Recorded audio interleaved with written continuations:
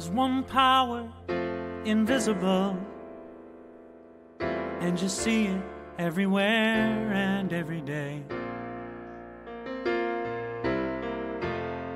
One power, indescribable, and you speak of it with every word you say.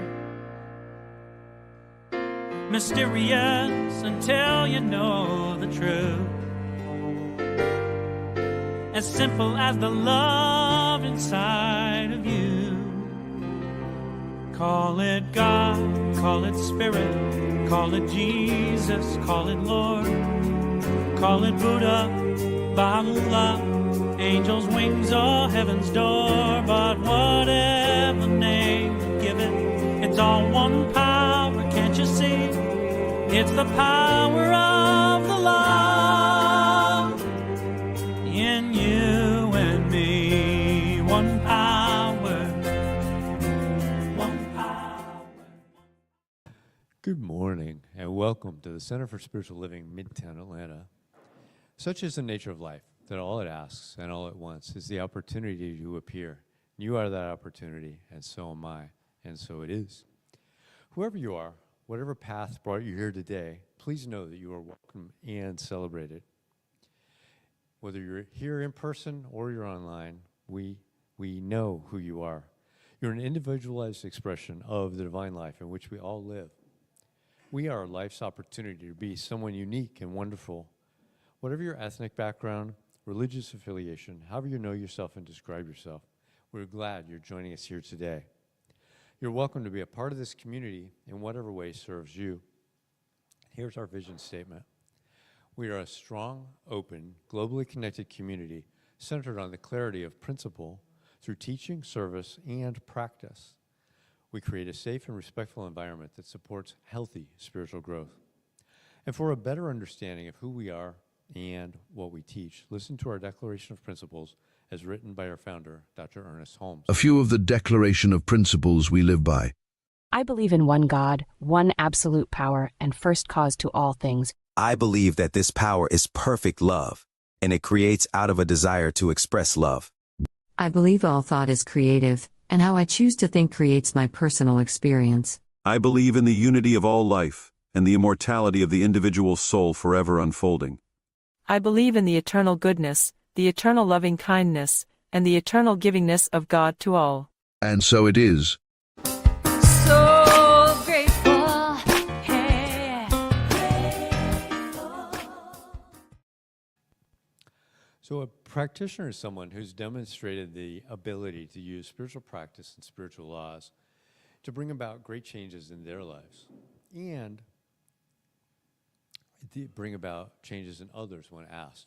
Licensed by Center for Spiritual Living, they are available to you to provide spiritual guidance and support in those areas where you're looking for help. You may contact them through our website, cslmidtown.org. And today we've got an amazing practitioner to give us good ideas and an affirmative prayer called the Spiritual Mind Treatment. Welcome this morning, our practitioner, Reverend Dr. John Karn.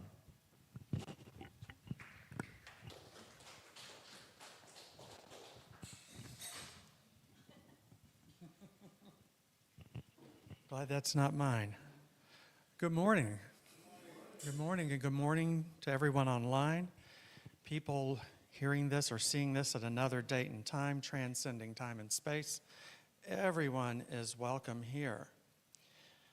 And as your practitioner for the day, I want my portion of the service to complement Reverend Constance Sunday talk. And there are many ways we could do that. We could have met all week. But we trusted that everything was together and that we're meeting in the one mind. And in the one mind, we are all one, obviously. And so we're tuning in and out of that mind, tuning in and out of each other's thoughts.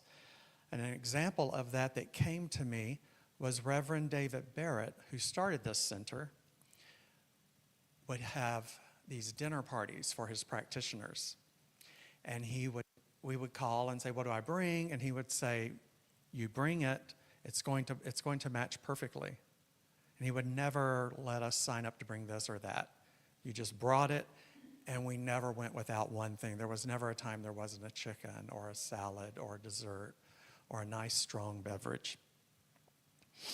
And we sort of do that here, I want to say, at Midtown. We trust everyone to bring what they're led to bring, and it shows up perfectly. Ernest Holmes said, when we leave this experience on earth, we go to another plane of being. And he goes into great detail because I guess there were a lot of questions. Would I need a different body? Would I have clothes when I get there? He said, everything you got when you came to this one will be provided at the next one. But with all these people on different planes, can we see them? Can we interact with them? I think we can some of the times, and I think some people are better at it than others, but we also have good coaches that will help us along the way with that skill. According to Ernest Holmes from the Science of Mind text, the scripture reference is John 14, verses 2-3. Jesus said to the apostles, "In my Father's house there are many dwelling places. And if it were not so, I would have told you." And so with that, let's go into our treatment for this morning.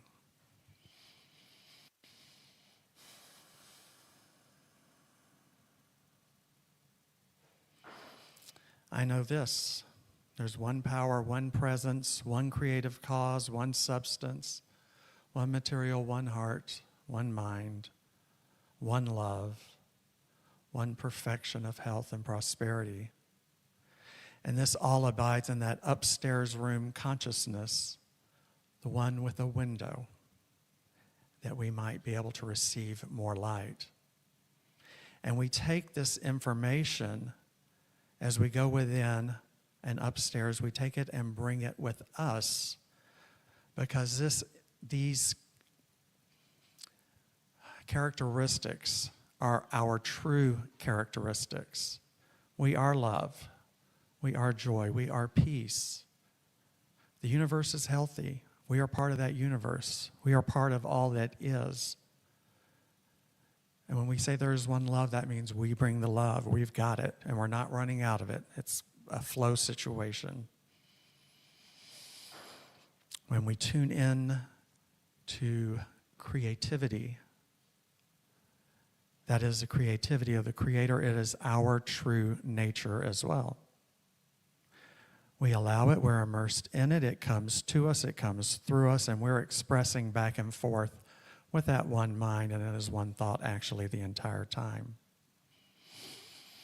And so for this morning, I claim, know, affirm, manifest, and pray that we are all of the same mind this morning. We are not distracted. We are here in great love and great commitment to this center. And we are here to bless and uplift Reverend Constance and each person here. And with that, I'm going to let the words be. Just go out and do their thing. I'm not going to worry about them. I'm not going to check. And I know that my words do not return unto me void. And together we say, and so it is. Oh. All righty, the music for reflection this morning is Every Step is Holy by Karen Drucker and Gary Lynn Floyd.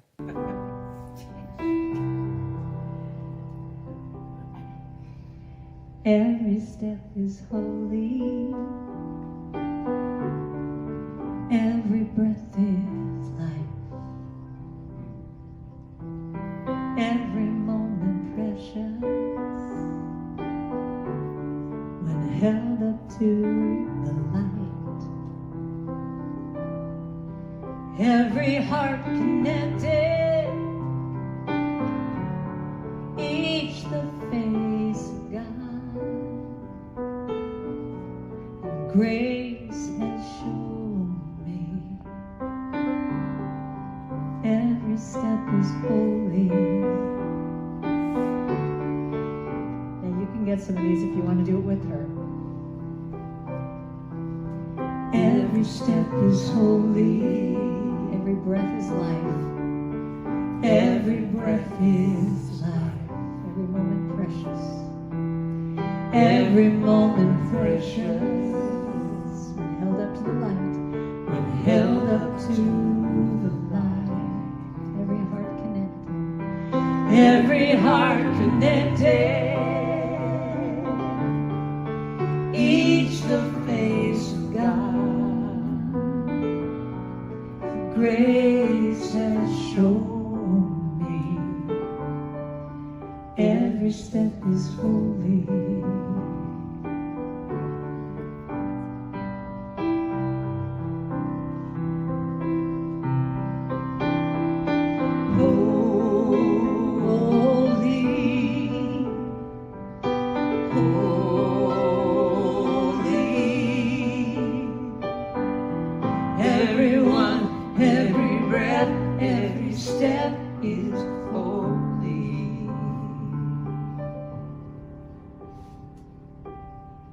So right now, we know in this precious, precious time, being here with each other, being able to sing together, being able to touch each other, we don't take any of it for granted anymore.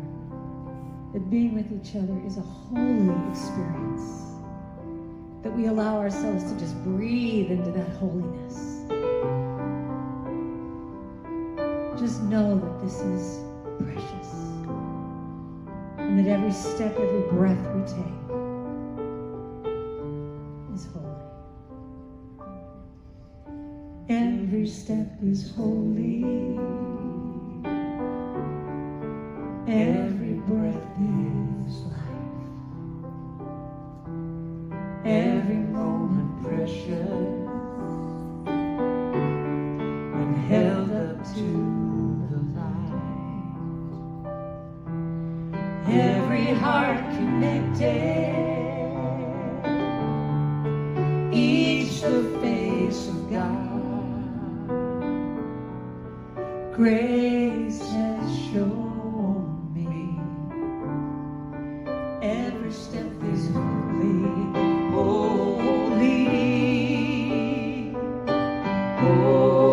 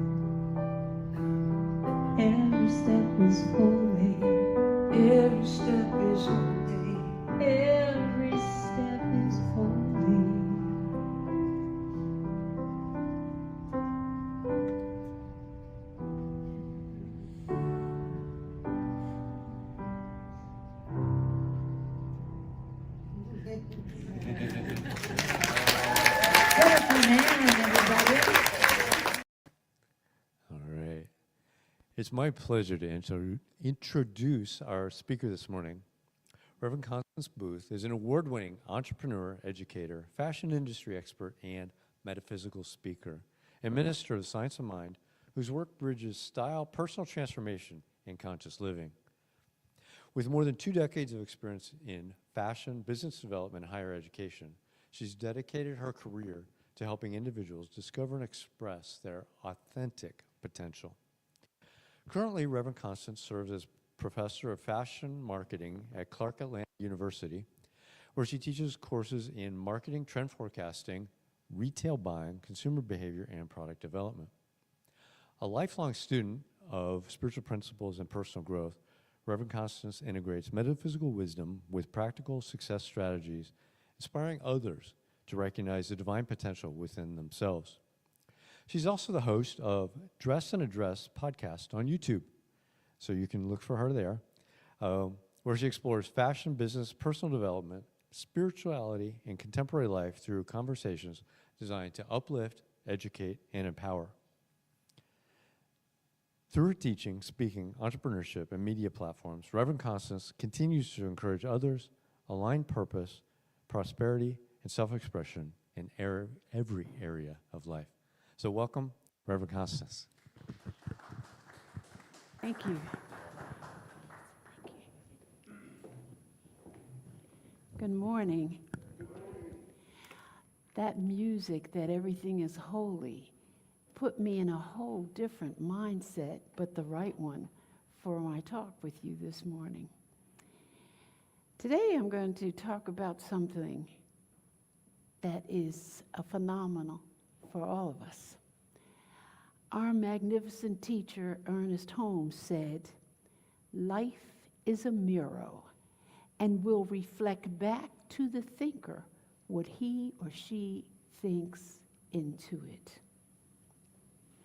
Have you ever watched a game show on television where the commentator had all the contestants standing in front of these doors? I'll put my glasses on so we can make sure everything is holy. Okay. The commentator is giving a hint as to what's beyond the doors, anywhere from a microwave and all the way to perhaps a car. Imagine that you are a contestant on this show, okay? And we're going to call it Let's Make a Deal. But instead of making a deal, the deal will be for your life. Door number 1, being the door of stagnancy. Door number 2, being the door of regulated risks. Or door number 3, being the door of unlimited potential. Each door represents the stages of the veil. Doesn't veil have a mystical connotation? Doesn't veil have a barrier? I'm going to let you put the connotation that you want, but imagine the veil. Today, I want to talk to us about something powerful that resonates within each of us, the veil of fear. It's an invisible barrier that often holds us back from realizing our true potential. And check it out.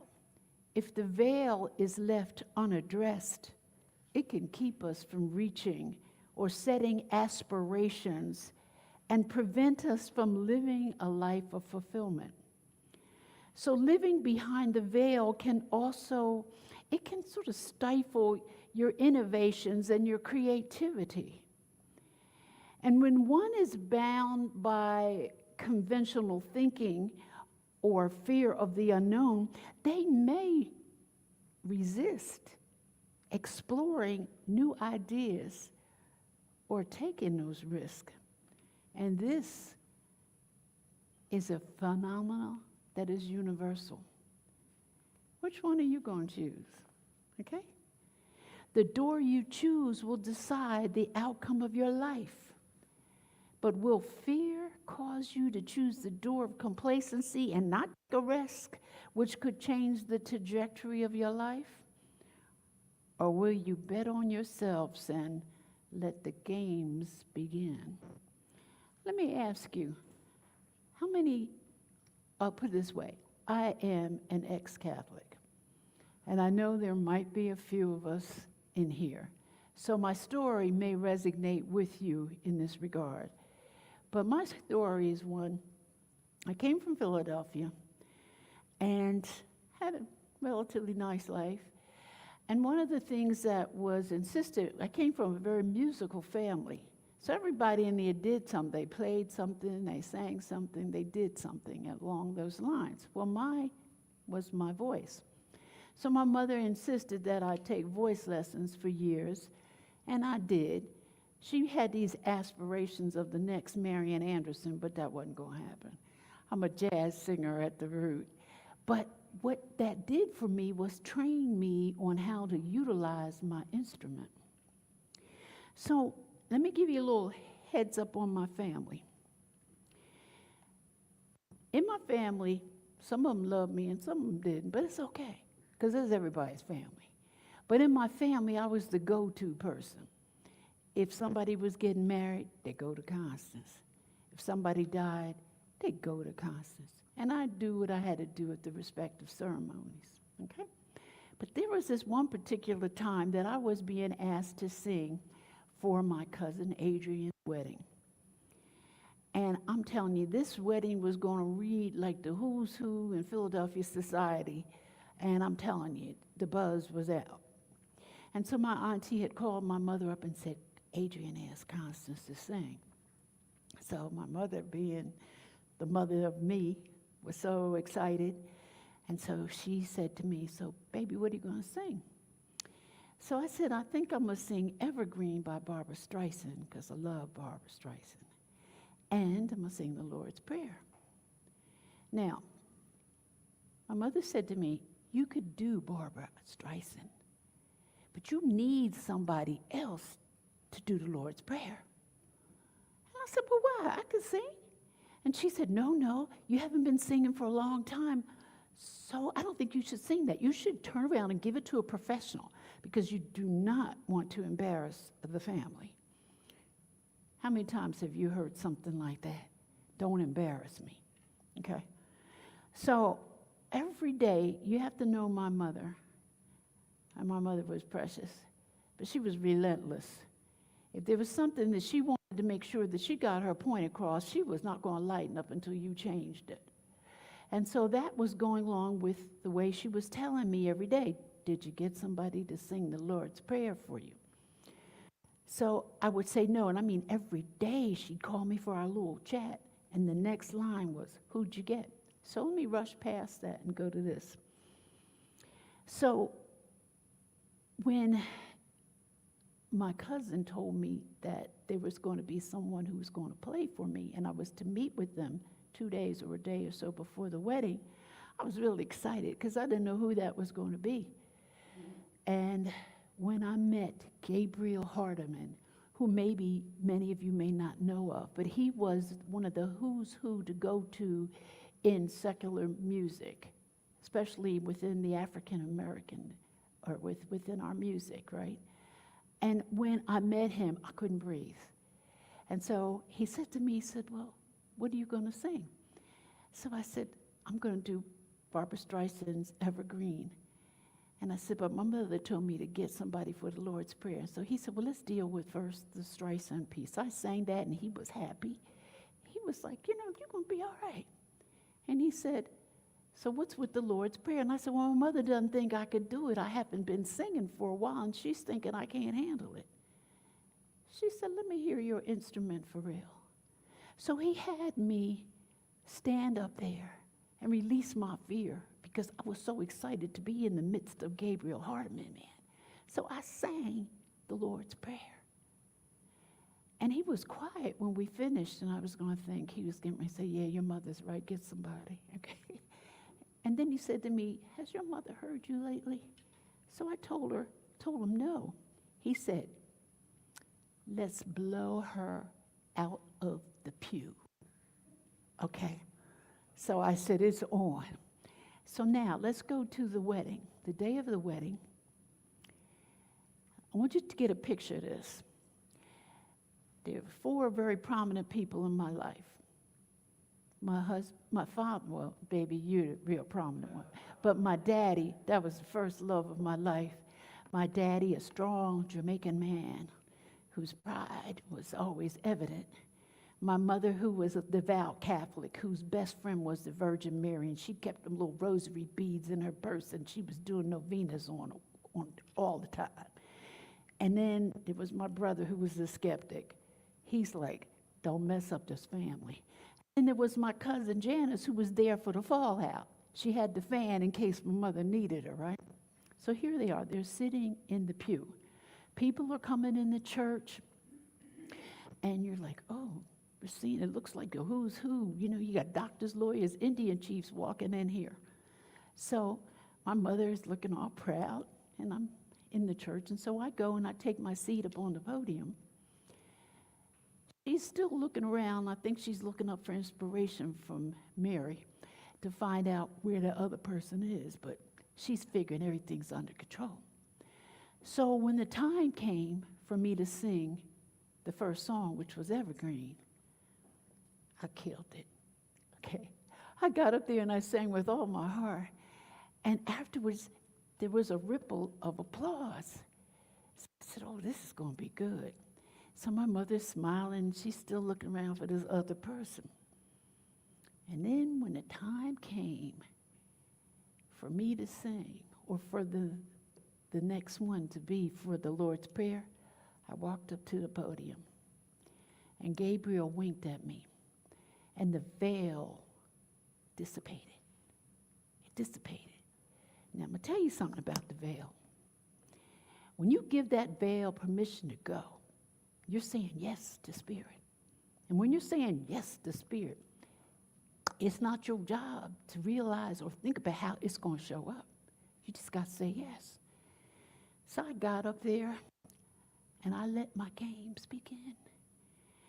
And then I realized shortly it wasn't me up there singing. But I said, well, there ain't no time to think about it now. I'm going to have to keep going. So I went on, and I sang, but I left. I just elevated. I don't know what happened. But then I heard this little voice say, skip an octave and hold the note. And when it came to that point, I knew exactly what it meant because I didn't have anything to do with it. It skipped an octave, and I held onto that note, and I held on to it just to let y'all know I really had that note under control. That was my note, okay? And then I let it go into the I mean, people were clapping. They stood up and they clapped. My mother, who had been calling on Mary, had released all of it. Tears were coming down her face. My father was looking at me, yeah, baby, I knew it. My brother was like saying, okay, his status was cool within the family. I didn't mess anything up. But the point was, I got work after what you call it? My uncle came up to me and he said, baby, he said, when I die, I want you to sing at my funeral. And then another person came up and asked, did I do weddings? And I said, wow, all this from stepping from beyond the veil. That veil, had I let it be door number 2, or really complacent, just singing a nice little song and giving it to somebody else, it'd have been a nice day. But I went to door number 3, and it changed the trajectory of my life in terms of my singing. I sang, but it wasn't me. When you let that thing go, it is not you. It is the Spirit within you that is seeking expression because you are a vehicle. How do we see God? We see it through each other because that's what we are. We are vehicles of divine expression. Think about it, okay? Now, I'm going to talk to you about somebody else. I always get a little chill when I talk about that story because it makes me think and keep myself. And you got to stay by that door number 3, okay? But I'm going to tell you this other story about someone else who his story is synonymous with motivation and resilience. His story encapsulates the power of perseverance, as well as the courage to dream beyond the limitations that fear could have imposed upon him. I want you to do a lot of imagination with what I'm saying. Imagine you're in a neighborhood, low income in Miami. Imagine a single mother of twin boys who were labeled, and I want you to remember that word, labeled. How many of us are living beyond labels that other people gave to you? When they give it to you, how many of us are still living out those labels of something somebody imposed on you as their perception of how you're supposed to show up? Well, her boys were deemed educationally retarded by teachers. But this mother said, I refuse to accept the diagnosis of other people, and instilled in her kids that they could achieve anything that they set their mind to do. So one day, one of the twins, his life took a pivotal turn. He worked as a sanitation worker, but he always had this fire in his belly. He knew there was something else. Wasn't sure. He didn't want to spend his life hanging on the side of a sanitation truck. He knew something else was going on in here. And all of us have that inclination because spirit wants to show up big time. But it's okay, let's go. So he had the opportunity to hear a motivational speaker, Zig Ziglar. And he heard his recordings. He was so inspired by Zig, he said, I'm going to have a different life. I'm going to be a motivational speaker. But the first time he attempted to break into this world of motivational speaking, he was met with rejection. He was told that he didn't have a talent and he should never speak in public. But this young man's real breakthrough was inspired by the first no's that he got. He said, well, I want to do something else. I want to work in the radio station. I hear all these great DJs and I want to be one of those. I know I could be one. So what he did was he lived near a radio station. And every day that he could, he would go to the radio station and observe the personalities at work. And he, despite numerous attempts to secure a job at the station, because he'd go in every day, are there any jobs? And they were like, no. Is there something I could do? No. But he faced rejection every time. The stage manager would tell him there are no positions available and that he lacked the education and the experience needed for a job in broadcasting. And this young man still was undeterred, and he continued to persist. Every day he would sit at the reception area of the radio station waiting and hoping for an opportunity to showcase his enthusiasm and the latent potential. He offered to do any task that would get his foot, toe, ankle in the job, even if it meant going to get coffee for the people. He didn't care. He didn't stop there. The man of whom I speak is Les Brown. The aforementioned was Les Brown's let's make a deal moment. He could either choose door number one, giving up and staying with his current job as a sanitation worker, door number two, to continue to be the now gopher for the station, or door number three, betting on himself and taking a risk. This is how universe works. It's called the law of intent. Break that word down. Tend, what you tending. Something that it was his intent was he was not going to give up. So one fateful day, as he was sitting there waiting for the next coffee order, the announcer that was supposed to go on the station had a little bout with some alcohol, I think. Maybe it's a little high. He didn't get to work. And they were panicked. And Les stepped up. He ran over to the station manager because they were panicked. They didn't have any personalities to go on. And he said, I can do this. I can do this. Let me just have this chance. And despite his lack of experience, this man was given the opportunity to take the microphone. And the games began. This impromptu chance on air was the turning point in the life of Les Brown. His natural gift for communication and his motivation showed through capturing the attention of both the station manager, who was like, what? And the people that were the listeners. They were calling in saying, oh God, this man is off the chain. The audience responded in overwhelming measures, and this event was the beginning of his career in broadcasting. Then as he got into that, less widened. Because once you give spirit a chance to do something, and you say, okay, I'll try something else, I'll spread it out a little bit. Well, then he now began his speaking career. Again, he stumbled. He faced rejection. He experienced racism, but he developed the mindset.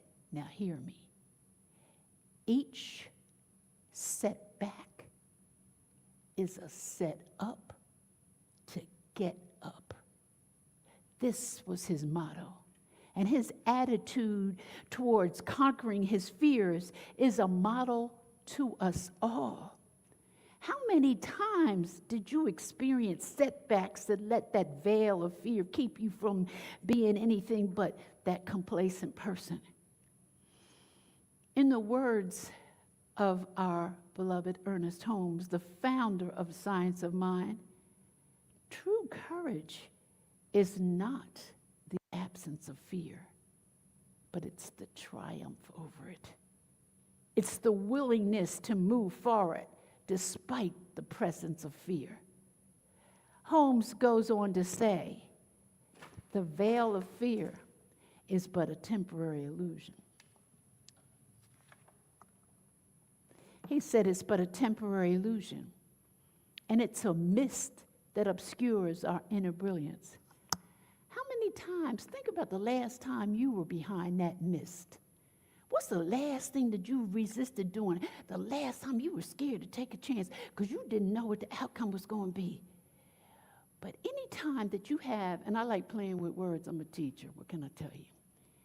The inspiration. Break that word down. In, yes, spire means spirit, and ation is the action. Every time you have an inspiration to do something, it is the spirit within you seeking to express itself through you, the vehicle through which we're able to see it. Okay? Neville Goddard is another one of the metaphysicians that I get particularly excited about. He said, your imagination is your greatest asset. Fear is born in the mind. And fear can leave with that same vehicle, the mind. Make a decision. Make a decision. Make a decision. And Florence Scovel Shinn, the author of The Games of Life and How to Play It, can be quoted as saying, every work, every big accomplishment has been brought into manifestation through holding on to the vision. And often, just before the big achievement comes what you look at as apparent failure and discouragement. Can these things be veils? Think about it. What is your self-imposed limitation? What illusion are you stuck behind?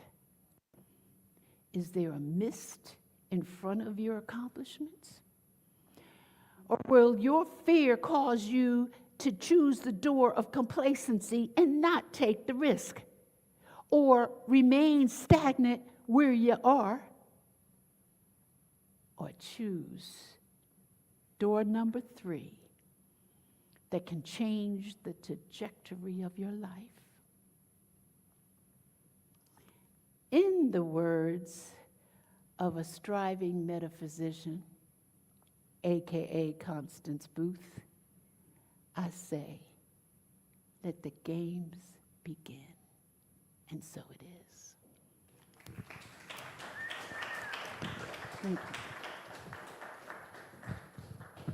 Thank you, Reverend. Thank you. Awesome. It's all good. It's all good. Oh, that was a very inspiring talk with personal message and another message. Careful. Okay. So now it's time for our New Minister Sacred Covenant. This is the abbreviated version of this. You can get the full version on our website, cslmidtown.org. There is only one life. This life is God, and I am one with it.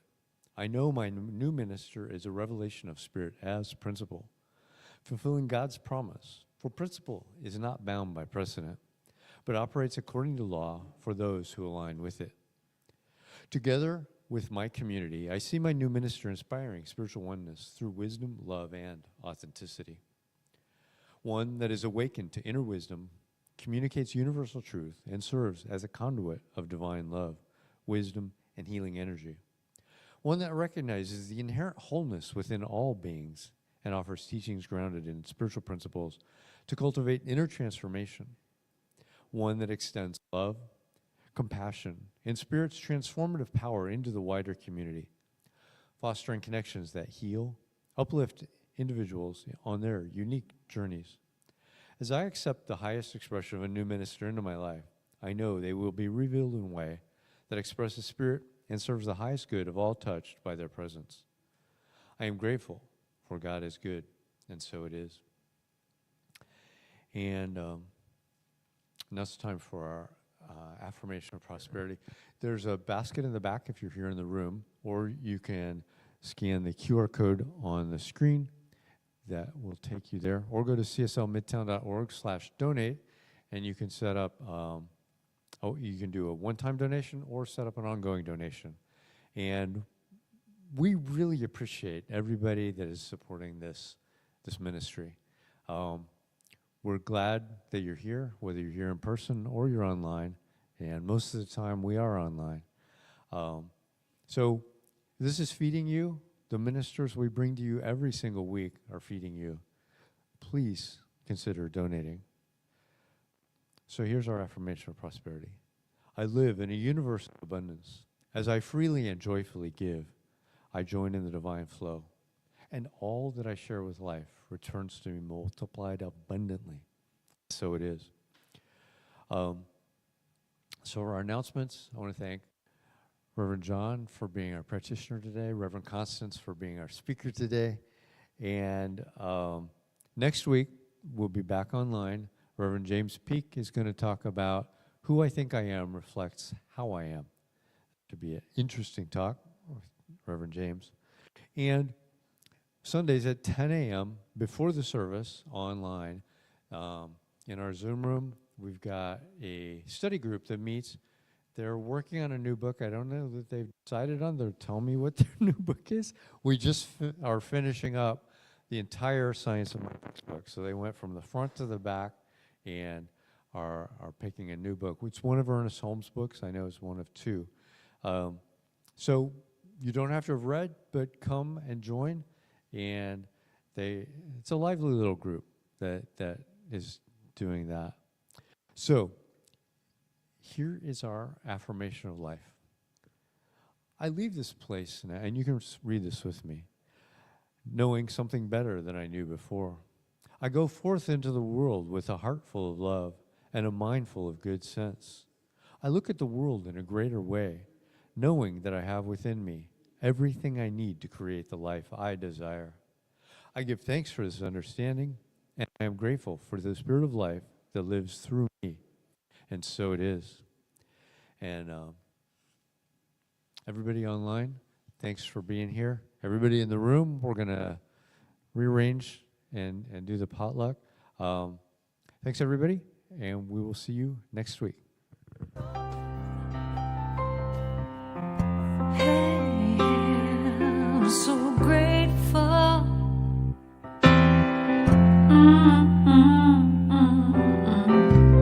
I'm so grateful. I'm so grateful. I'm so grateful for all that I have. I'm so grateful. I'm so grateful. I'm so grateful for all that I have. Hey! Oh yeah. Grateful. I just say I am so grateful every day for all I have. Every day I'm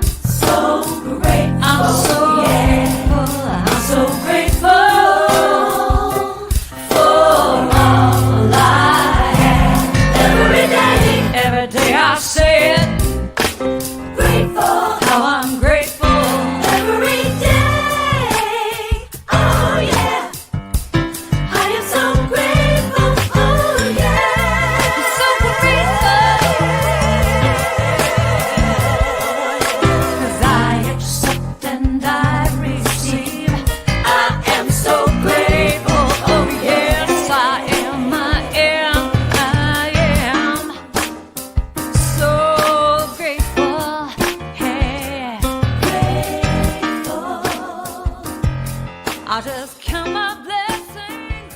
I just count my blessings. There is a power for good in the universe greater than you are, and you can use it.